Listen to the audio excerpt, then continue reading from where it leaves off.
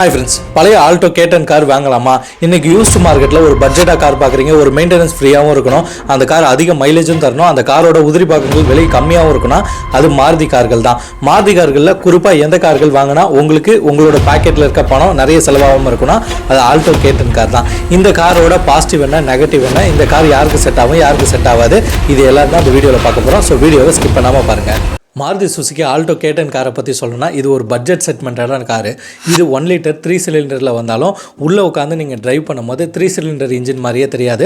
அந்த அளவுக்கு நல்ல ஸ்மூத்தாகவே இருக்கும், ஓரளவுக்கு தான் வைப்ரேஷன் இருக்கும். இன்றைக்கும் பார்த்தீங்கன்னா கேரளா ஹில் ஸ்டேஷனில் சாலைகளில் இந்த காரை அதிகமாகவே பார்க்கலாம்.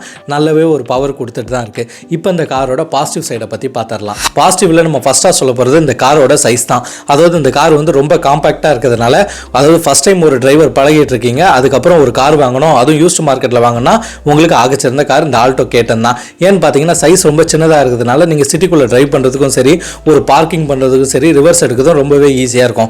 செகண்ட் பாயிண்ட் பார்த்தீங்கன்னா இந்த காரோட உதிரி பாகங்கள், அதாவது ஸ்பேர் பார்ட்ஸ் வந்து சீப்பாக இருக்கும். இப்போ நீங்கள் வந்து யூஸ்ட் மார்க்கெட்டில் ஒரு கார் வாங்க போகிறீங்கன்னா அந்த கார் பார்த்தீங்கன்னா 1 லட்சம் கிலோமீட்டர் தாண்டிய கார்களை கூட நிறைய டேம்பர் செய்து ஒரு சில டீலர்கள் தவறு செய்து அதை விற்பாங்க.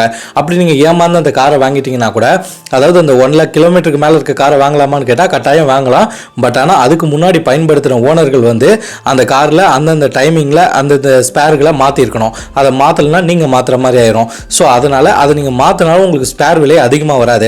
இந்த காரோட டயர் சைஸும் பார்த்தீங்கன்னா ரொம்பவே சின்ன சைஸ் தான். ஸோ இந்த டயரோட விலையும் உங்களுக்கு கம்மியாக தான் இருக்கும். மற்றபடி இந்த காரோட உதிரி பாகங்கள் பொதுவாகவே சொல்லப்படுறது ரொம்ப விலை கம்மியாக தான் இருக்கும். நீங்கள் ஓயிலே கொடுத்து மாற்றினாலும், கார் குட்டியாக இருந்தாலும் இது கொடுக்குற மைலேஜ் அதிகமாக இருக்கும். நிறைய யூஸ்ட் மார்க்கெட்டில் லக்ஸரி கார்கள் இருக்கும். அந்த கார்களில் நம்ம வாங்கி வீட்டில் போட்டோம்னா ஒரு லாங் டிரைவ் கூட எடுத்துகிட்டு போக முடியாது. ஏன்னா பெட்ரோல் விலையை ரொம்பவே அதிகமாகிடுச்சு.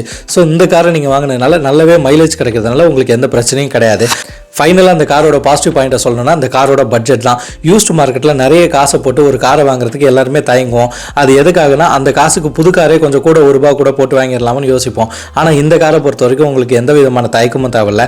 ஏன்னா இது மாருதி பிராண்டை பற்றி சொல்லணும்னா அவங்க ஸ்பேர் பார்ட்ஸ் எல்லாம் ரொம்பவே கம்மியாக இருக்கும் சில பிராண்டுகளை கம்பேர் பண்ணும்போது.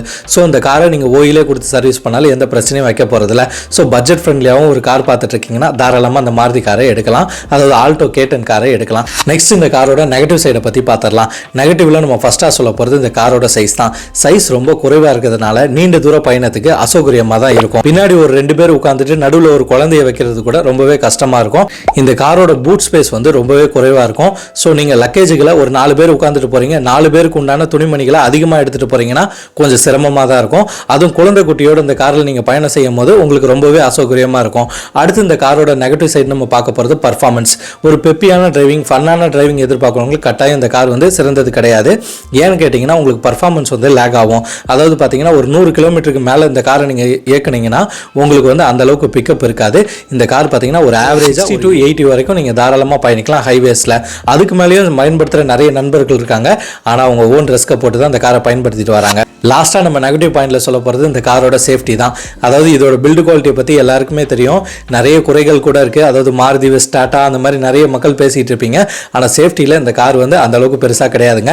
இதோட பில்டு குவாலிட்டியை பார்த்தீங்கன்னா கையை வச்சு கொஞ்சம் அழுத்தி தள்ளினீங்கனாலே அந்த பயன்படுத்திருக்க இரும்பெல்லாம் கொஞ்சம் வளையிற அளவுக்கு தான் இருக்கும். ஸோ அதனால் பில்டு குவாலிட்டியை பெருசாக நினைக்கிறவங்க இந்த காரை வந்து வாங்குறத கொஞ்சம் யோசிச்சு தான் எடுக்கணும். இப்போ ஃபைனலாக நம்ம ஒரு ஓவர்வியூ பார்த்துருவோமா?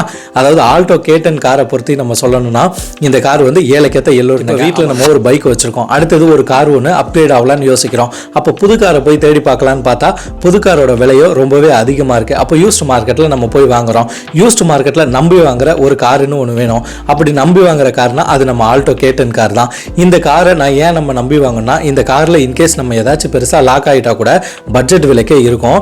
அதாவது ஸ்பேர் பார்ட்ஸ்கள் வந்து நம்ம எதிர்பார்க்குற ரேட்டுக்கே கிடைச்சிரும். ஸோ பைக்கை விட ஒரு ₹2000 ₹3000 அதிகமாக கொடுத்து சில ஸ்பேர் பார்ட்ஸை நம்ம வாங்கிடலாம்.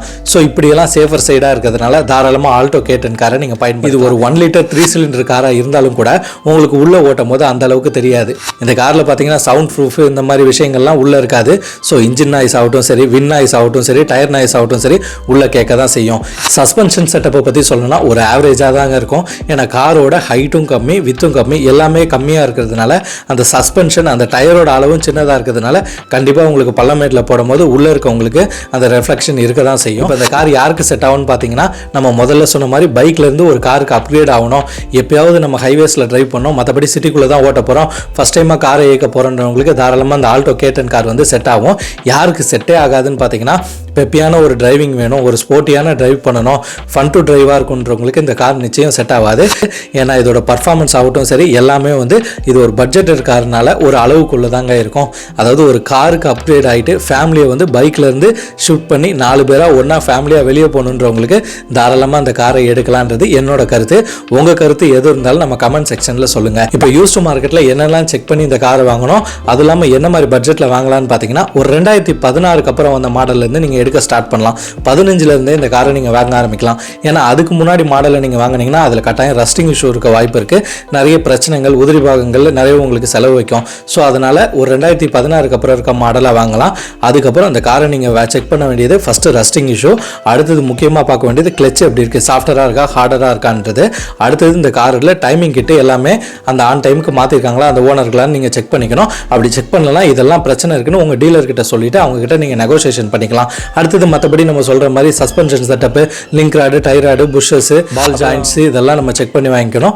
மற்றபடி ஏசி கூலிங் நல்ல வருதான்னு பார்த்துக்கோங்க, கம்ப்ரஸரில் எதுவும் வேலை வைக்குதான்னு பார்த்துக்கோங்க. இதெல்லாம் ஒரு நல்ல ஒரு மெக்கானிக்கை வச்சு செக் பண்ணிவிட்டு அவருக்கு அதிகமான காசு கொடுத்தாலும் ஒரு நல்ல காராக வாங்கிட்டீங்கன்னா உங்களுக்கு எந்த விதமான பிரச்சனையும் இருக்காது. ஸோ இதே போன்ற மோட்டார் சார்ந்த செய்திகளை நம்ம சேனல் வாயிலாக தெரிந்து கொள்வதற்கு இந்த மிதுன் ஸ்டோரி சேனலை சப்ஸ்கிரைப் பண்ணுங்கள், ஷேர் பண்ணுங்கள், லைக் பண்ணுங்கள். நீங்கள் பண்ணுற ஷேர், சப்ஸ்கிரிப்ஷன், லைக்கில் மட்டும் தான் நம்ம அடுத்தடுத்த வீடியோ போஸ்ட் பண்ணுறதுக்கு உந்துதலாக இருக்கின்றது என்றைக்குமே மறந்துடாதீங்க. நானும் உங்கள் மிதுன், அடுத்த காணொளியில் சந்திப்போம். பாய்.